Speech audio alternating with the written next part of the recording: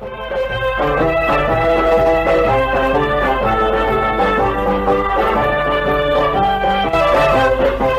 afternoon to you and welcome to Radio Hargeysa News with me, Sakaria, Ahmed, Muhumed.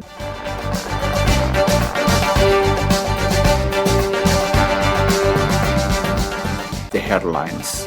The President of the Republic of Somaliland, His Excellency Abdulrahman Mohammed Abdullahi Irro, along with the members of his government, held an important meeting at the Presidential Palace with the acting Special Representative of the United Nations Secretary General UN for Somaliland and Somalia, James Swan, who is visiting Somaliland. Amid DRC Congo ceasefire, Goma residents race to Paris 2000 Paris. South Africa leader calls Elon Musk over distortions after Trump attack. That was the news headlines from Radio Hargeysa. Now in details.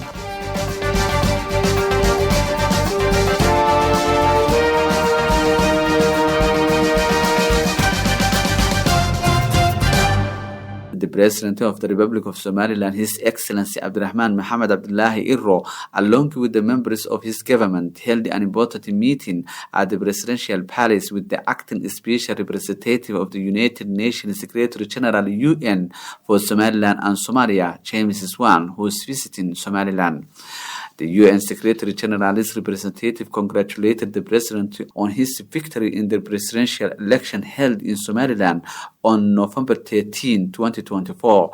The representative commended the Republic of Somaliland for the fair and transparent elections held in Somaliland and the civilized manner in which the power was transferred to it. The UN representative underlined that the United Nations agencies are ready to continue the important work that the United Nations is doing in Somaliland. The representative also asked the President about his government's plans for the first 100 days. The UN Secretary General's Special Representative warmly welcomed the call for peace issued by the President of the Republic of Somaliland, in particular for dialogue and peace resolution of conflicts in areas where there is a conflict. The representative commended the President for appointing the Somaliland National Peace Committee.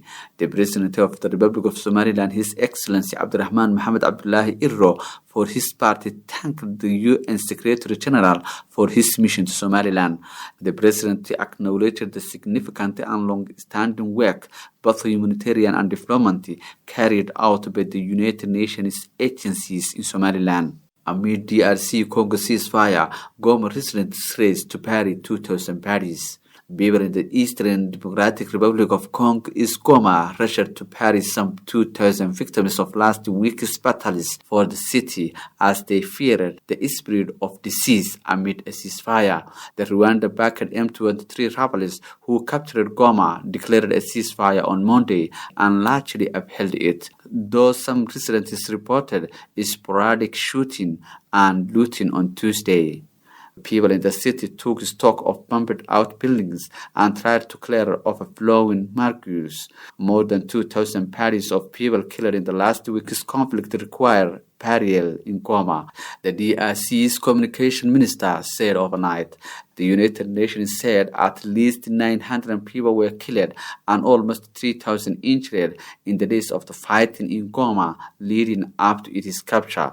The scale of the civilian harm was still emerging, with reports of people caught in the crossfire of overwhelming hospitals and bodies left in the streets. Julian Siana Barbara, a resident of the Katoyi neighborhood, said one of her children was killed last week and two were wounded by flying shrapnel when an explosive hit near their home. South Africa leader calls Elon Musk over distortionist after Trump attack. South Africa President Cyril Ramaphosa spoke to Elon Musk regarding misinformation about South Africa after U.S. President Donald Trump said he would suspend the aid to the country of its land reform policy. South African pawn billionaire Elon Musk, who is close to Trump, waded into the dispute on Monday with a post on X accusing South Africa of having openly racist ownership laws, suggesting white people were the victims. Trump on Sunday accusing South Africa of confiscating land and badly treating certain classes of people.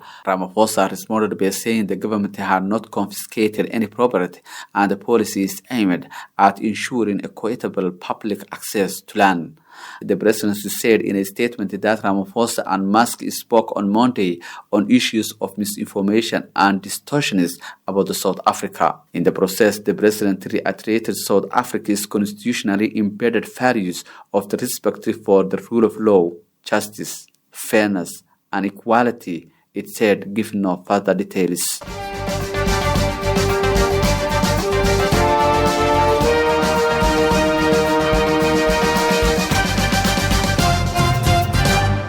Thank you for listening to our news on Radio Hargeysa, and after the news, we are bringing you programs and lovely music during we are on air.